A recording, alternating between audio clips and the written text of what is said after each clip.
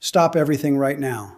Because what happened on March the 6th, 2026 is not merely another headline flashing across your screen. It is a strategic transformation of the global order, and the mainstream media is completely blind to the catastrophic backfire unfolding right in front of us.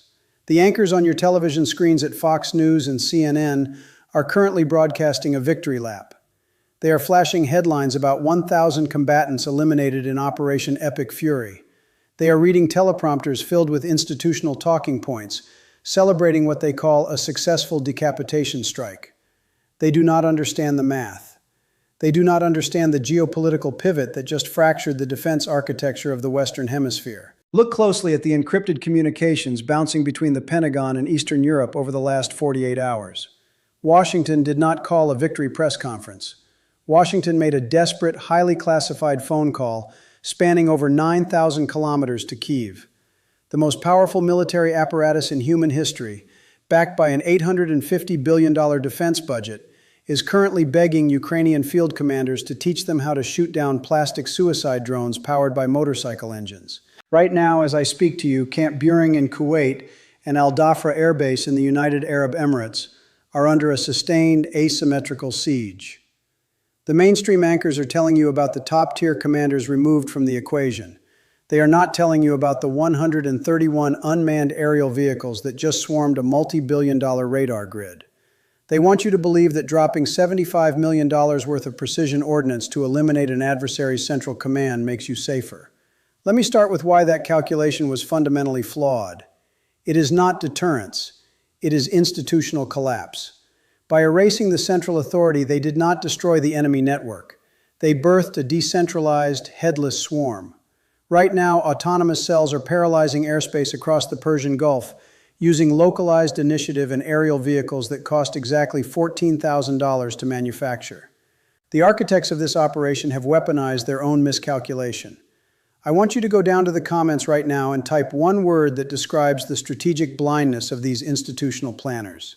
Just one word. Now, let us shift our focus away from the fabricated victory narratives on cable news and look directly inside the classified spreadsheets of the Department of Defense. Because the power vacuum they just created is about to bankrupt the American taxpayer. I am going to show you the exact mathematics of an institutional collapse. Look closely at the latest logistical assessments coming out of the Institute for the Study of War. Intelligence back channels are currently operating under the assumption that the Allied interceptor stockpiles in the Persian Gulf are facing a critical depletion event. The Pentagon is staring at a spreadsheet that spells out the absolute destruction of their high-tech deterrence doctrine. Let me break down the numbers that no one on television is mathematically equipped to explain to you. When an autonomous faction launches a localized swarm, they are deploying aerial vehicles that cost exactly $14,000 to manufacture. To intercept that $14,000 piece of flying plastic, the Western coalition is forced to fire a Patriot PAC-3 or a Standard Missile-6 interceptor. Each one of those defense missiles cost the American taxpayer between $2 million and $4 million. You cannot print a $4 million precision missile overnight. It takes years to manufacture, secure the supply chain, and deploy. This is not a military victory. It is an economic liquidation. When you successfully detonate a $4 million asset to neutralize a $14,000 threat, you are losing the war of attrition. The planners in Washington authorized a massive kinetic strike to eliminate the central command of these non-state actors. They believed that by decapitating the leadership, the swarm would simply shut down. But this is the catastrophic backfire they engineered. By removing the top-tier commanders, they destroyed the only institutional authority capable of ordering a ceasefire. Now they are fighting a ghost network. Dozens of splinter cells, completely immune to diplomatic pressure, are operating on localized initiative. They do not have a political capital to protect. They do not care about international sanctions. They only care about overwhelming the multi-billion-dollar air defense grid through sheer, unadulterated volume. The coalition forces have evaporated an estimated $1.5 billion in interceptor munitions in just the last 72 hours. They are protecting the airspace, but they are bleeding out financially. The adversary does not need to destroy a Patriot battery to win. They merely need to force the coalition to fire it until the Treasury is completely bankrupt. They knew the asymmetric cost ratio. They knew their multi-million-dollar interceptors were fundamentally incompatible with the economics of a decentralized drone swarm. And they chose to execute the decapitation strike anyway. They effectively handed these rogue operatives the keys to the logistical vault, allowing a headless insurgency to dictate the burn rate of the United States military. This brings us to the most terrifying, unanswered question of this entire strategic failure. If the multi-billion-dollar computer models failed so spectacularly in the present, what historical blind spot are these institutional planners suffering from? To understand why the greatest military machine on Earth keeps stepping into the exact same trap, we must travel backward along the timeline and examine the ideological architecture of the forces they just unleashed. I am going to show you a pattern of institutional amnesia that is borderline criminal. Look at the historical data from the last 2 decades of asymmetrical warfare in this exact region. In 2001, and again in 2015, the Western coalition operated under the identical delusion that you can bomb an ideology into submission. They believed that if you eliminate the figureheads, the movement collapses. But every single time a major military power has attempted to use overwhelming kinetic force to suppress a non-state actor, the result has been a catastrophic backfire. When the institutional elites in Washington ordered this latest decapitation strike, they failed to account for the ideological resilience of the targeted demographic. For these decentralized factions, a targeted assassination is not a defeat. It is a profound validation. It triggers a violent hereditary succession of command. Think about the strategic blunder they actually accomplished. The older generation of commanders, the men who understood diplomatic red lines, the men who secretly maintained back-channel communications with Western intelligence to prevent absolute escalation. Those men have been entirely removed from the equation. In their place, the coalition has artificially elevated a new generation of field operatives. These new commanders matured in the ashes of previous Western interventions. They are significantly younger. They are infinitely more radicalized. And they are completely unburdened by the diplomatic restraints of their predecessors. For this new echelon of leadership, martyrdom is not a penalty to be avoided. It is the ultimate strategic objective. They do not want a seat at the geopolitical table. They want to burn the table to the ground. The Pentagon planners had access to these exact historical threat assessments. They watched the rise of localized insurgencies in the mountains of the Arabian Peninsula over the last decade. They knew that applying maximum military pressure inevitably mutates these proxy groups into harder, deeply uncompromising entities. And they chose to strike anyway. They traded a predictable, centralized adversary for an unpredictable, highly volatile swarm. They successfully engineered the radicalization of an entire regional network, guaranteeing that the conflict will last for generations. But the catastrophic backfire does not end with localized insurgencies firing cheap drones. While the Western coalition is bleeding its treasury fighting this radicalized ghost network in the burning deserts of the Middle East, the real strategic heavyweights are silently rearranging the board. Let us shift our focus away from the sand and the tactical intercepts and look directly at the macro geopolitical chessboard, because the superpowers who have not fired a single missile are the ones preparing to claim the ultimate prize. Let me show you the real cost of this catastrophic backfire on the global stage. While the Western coalition is bleeding its naval and land resources trying to intercept $14,000 autonomous drones with multi-million-dollar interceptor missiles, their primary geopolitical adversaries are quietly mapping out the absolute destruction of the American military architecture. Look closely at the intelligence signals emanating from the Eastern Hemisphere over the last 72 hours. There is a profound, calculated strategic silence coming out of Moscow and Beijing. They are not condemning the strikes. They are not mobilizing their own fleets to intervene in the Persian Gulf. They are simply sitting back and watching the Pentagon voluntarily expose the deepest, most highly classified electronic signatures of its premier defense shields. Intelligence back channels are currently operating under the assumption that Russian and Chinese military intelligence units are recording every single frequency, every single radar ping, and every single engagement protocol of the Patriot and Standard Missile-6 batteries currently active in the Middle East. The Western coalition is effectively beta testing its World War III defense grid against a decentralized low-tier swarm, and they are handing the operational playbook to their greatest rivals for absolutely free. The architects of the decapitation strike thought they were projecting institutional strength and unquestionable dominance to the East. Instead, they projected extreme vulnerability. By forcing their own defense systems to constantly track and engage cheap, asymmetrical threats, they are revealing the exact radar blind spots of their multi-billion-dollar networks. The superpowers in the East are taking notes. They are learning exactly how many autonomous vehicles it takes to saturate and crash an American targeting computer. They are optimizing their own future strike packages based on the live combat data the Pentagon is generously providing them. They knew the extreme risk of exposing their top-tier electronic warfare capabilities in a localized conflict. They knew their adversaries were waiting for exactly this type of systemic distraction to study the Western defense matrix. And they chose to strike anyway. By triggering this institutional collapse, the coalition has acted as the ultimate catalyst for their own geopolitical displacement.